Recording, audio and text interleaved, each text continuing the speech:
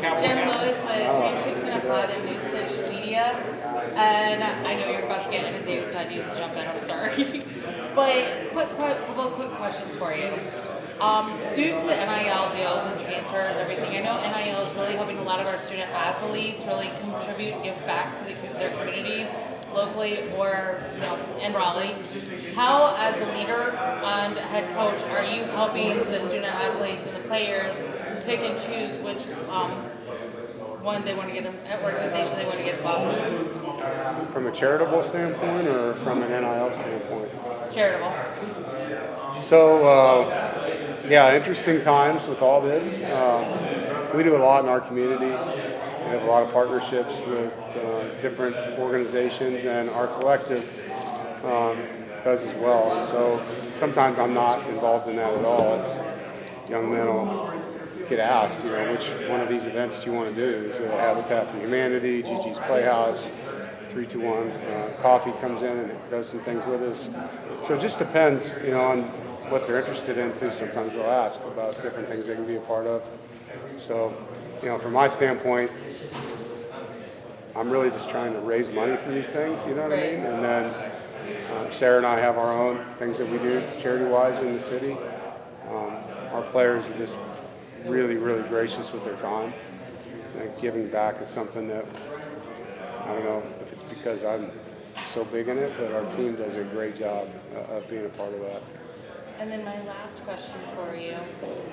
What was your favorite play that you saw last year on the field that kind of came together without your direction? I don't know if I could answer that. We have 3 million plays that happen in a season, but, I'm not sure I can give you an answer on that one. The best play of the season.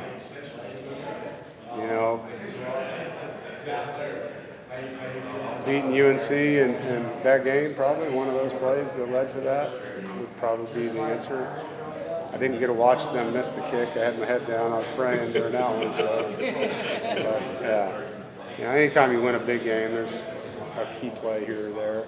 Right. But there's a lot of things that happened in that year. As a Panthers fan, I think I'm going to let somebody else take over here. How overdue was the doing away with the divisional status, and how specifically does that level the playing field? Well, for me, way overdue. And not because of the old plan was a bad plan. I just, I'd seen enough of teams playing each other in the championship game, and they weren't the two best records playing each other. I really believe in settling things on the field.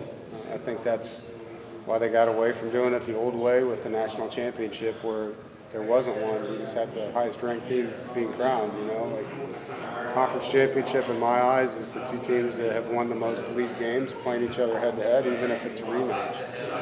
So I'm glad that that's where it is now. I think it's great for the league. I think that game will be a lot more meaningful and probably generate a lot more eyes and attention.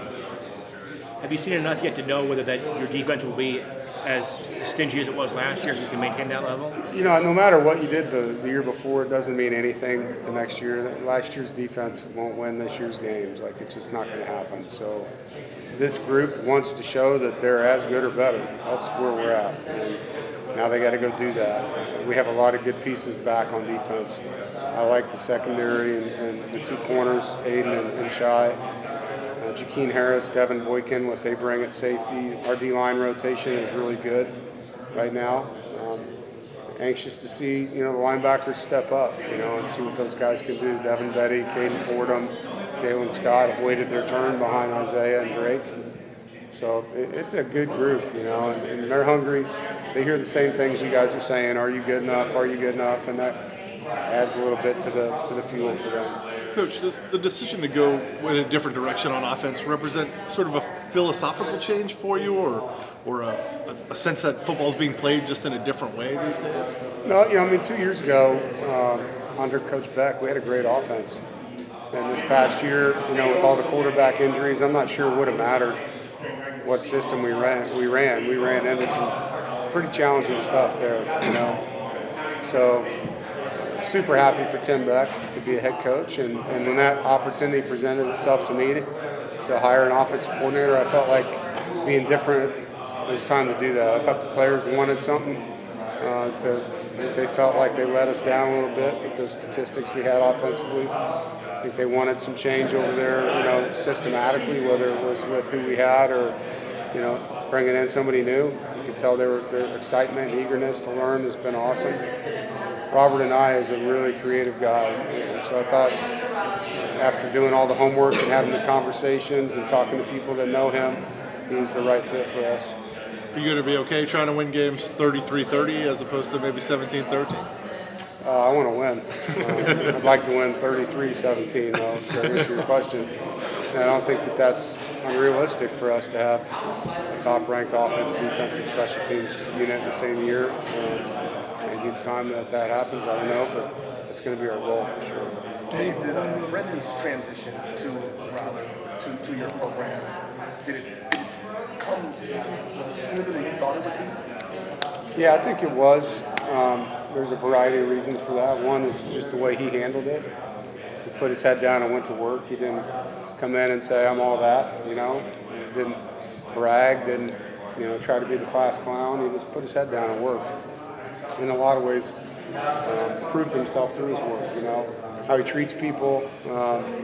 And then obviously his knowledge of the offense was helpful.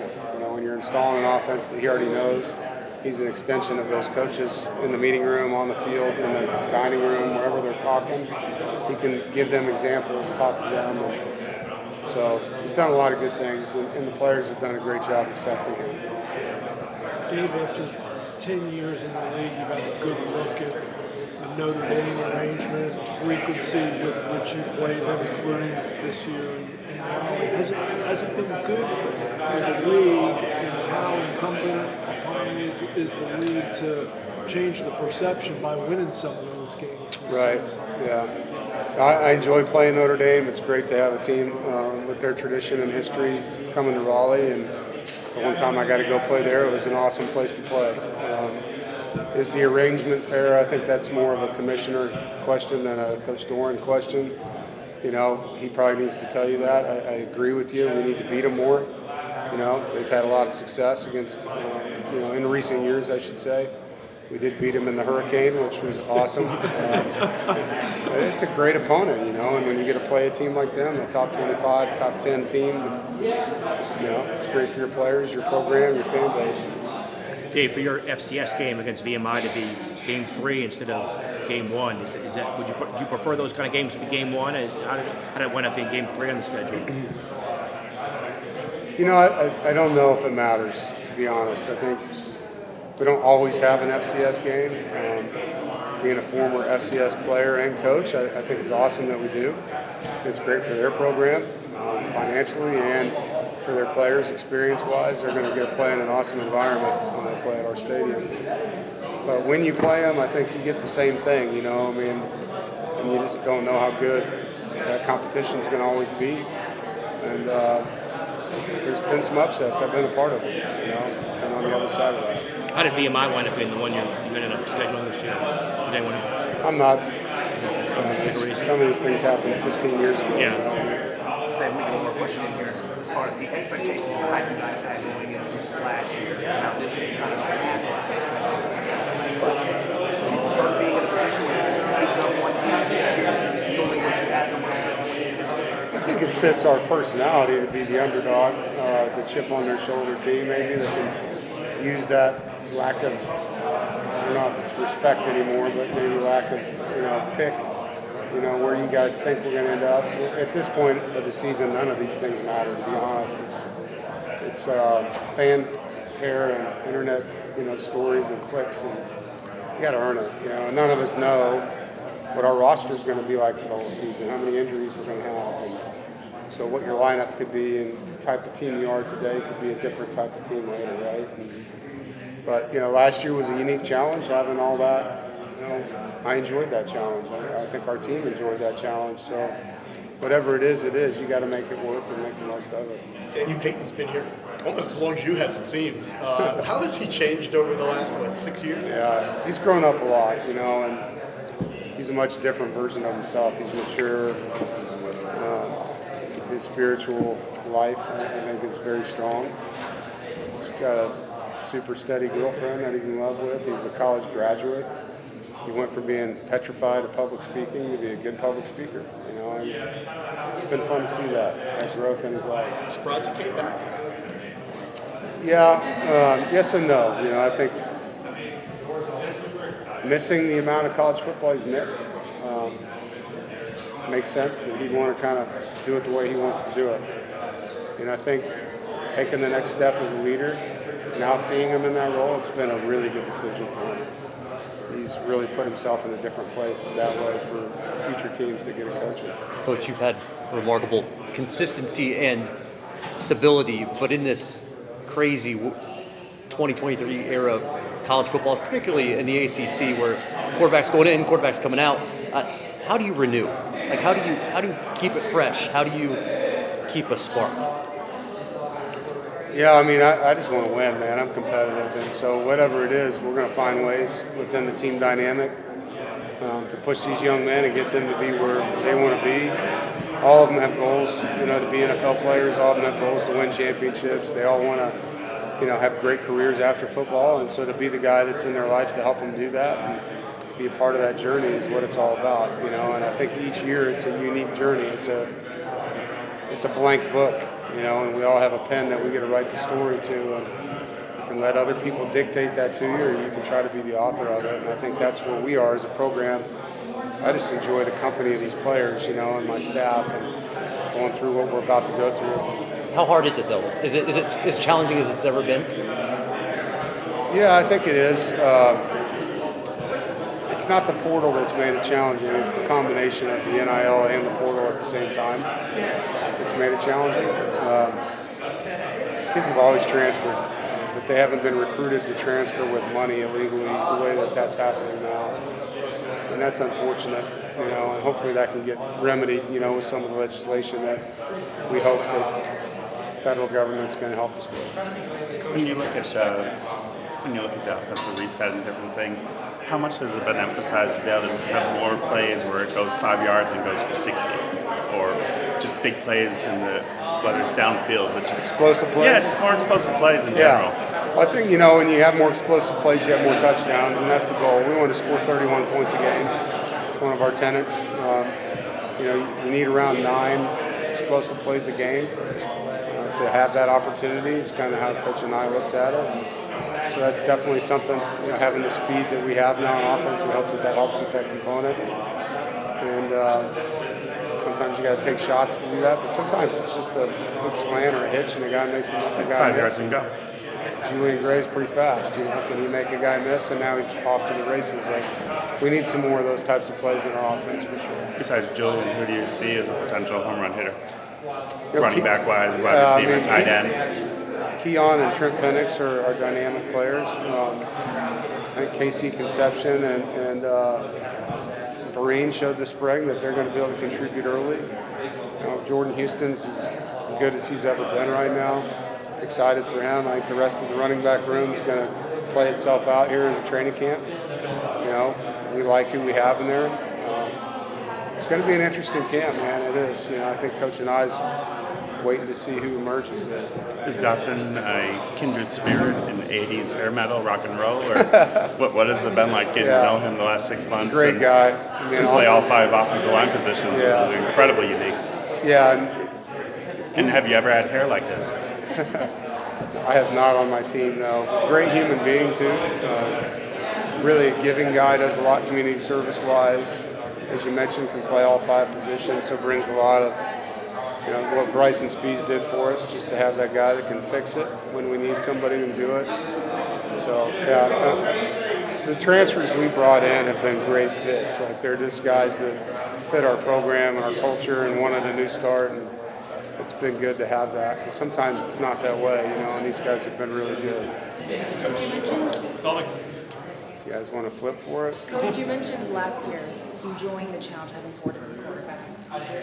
What did you learn from that? How did you take that experience and all your years of coaching into this year? What did it teach you? Well, I learned I don't ever want to do it again. It was hard. It's really hard on your offense. I also learned that complementary football means a lot.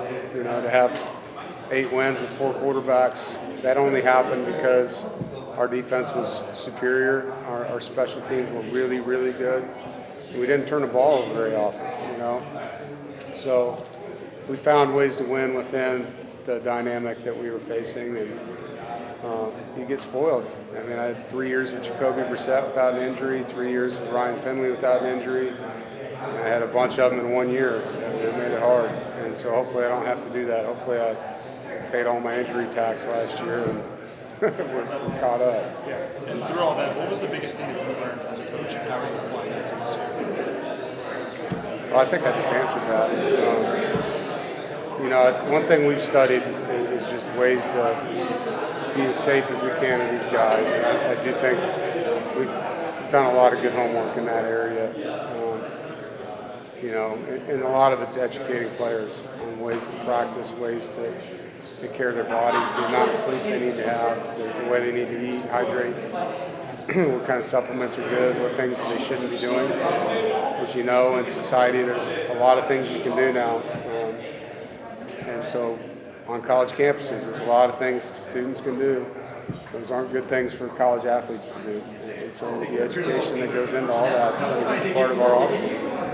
Dave, speaking of that a little bit, in light of what is going down at Northwestern, you know, how do you make sure that your culture is where you want it to be? And is that the kind of stuff that keep coaches up at night a little bit worrying about? Yeah, I mean, you know, yes.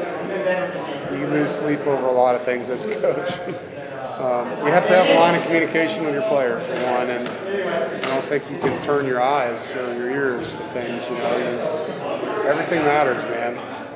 Everybody, as you know now, has a voice. They have a platform with their phone, and in studying what's going on at Northwestern, they're going back a long time on this thing, and so it's an eye-opening thing anytime you look at those kind of experiences. You take a lot of pride in having a family atmosphere that doesn't tolerate things like that. You know, your players are your guardians of that as well. You know? So you need that open line of communication where if things aren't the way they should be, that they know they can come to you and talk to you. And I'm hopeful that that exists in NC State. I'm sure it is with a lot of our players, because I've had some tough conversations over the years. Is one of the positives that came out of COVID, you know, in the year of social injustice. There was a lot of communication that took place that never did in the past. It opened up, you know, from a racial diversity standpoint, and getting to hear, you know, things that were hard on our student athletes. And you just had to learn to bring it. Like, I want to hear it, you know, and have an open mind. And that was a great year of growth for our program, I know. Do you look at Jay Morris, Lex, and Ethan Rhodes a little differently after last year, just in terms of approach? For sure. Yeah, like I said, you used to take it for granted in that room, you know, because I had, even going back to Northern Illinois, Chandler stayed healthy, Jordan Lynch stayed healthy. I had a run of not having to deal with that, you know, so we've had a lot of discussions about that, and even beyond that, like what happens if you go down there, like, we're going to have we have a couple of receivers that can throw. Like, do we need to have them ready? Like, you know, so you learn from everything. Tudo has an arm. I've heard. Thanks, he does. We'll find out. Coach, from your perspective, from what you see from on the practice field and off the field, what makes Aiden White special? What makes what? Aiden White special. You know, I think what makes him stand out, he's very fluid. So his transition from back pedal to open and run, changing direction, but his ball skills and ball tracking ability it's elite. He has really good hands. Both he and Shai are long and strong and tough, and so we're fortunate to have two guys like that, you know, at the corner position, and excited, you know, to have not just one but two guys that we feel like can lock it down. And when you have those two shutdown corners, how does that kind of help Coach Gibson's defense, where you can leave them on an island? Well, I think it gives him the trust, maybe to be more aggressive when he wants to be. We're still going to mix it up. Yeah. Part of what we do is blend coverages a lot and disguise coverages a lot, and play zone, play man, play multiple forms of zone, multiple forms of man. And so in the past, there's times where Tony was nervous about blitzing and putting those guys on that island. I think it just frees him up a little bit more. Last question, guys. Coach, you preach a lot about fan support and Wolfpack Nation as a whole. How excited are you to play maybe your toughest opponents at home this season? Yeah, there's a reason we've won 16 of the last 17 there, and the fans, the student section, now the light show, now the scoreboard and the sound system. Like, it's a great place to play, man. It's hard to hear in there, and our fans are on top of our opponents, so it's definitely a leg up. There's a reason that we're so good at home. There's a reason Clemson's so good at home. Like, when you have that home field advantage with your fans, it makes a difference. It does. All right, y'all. Thank you, Coach. Thank you.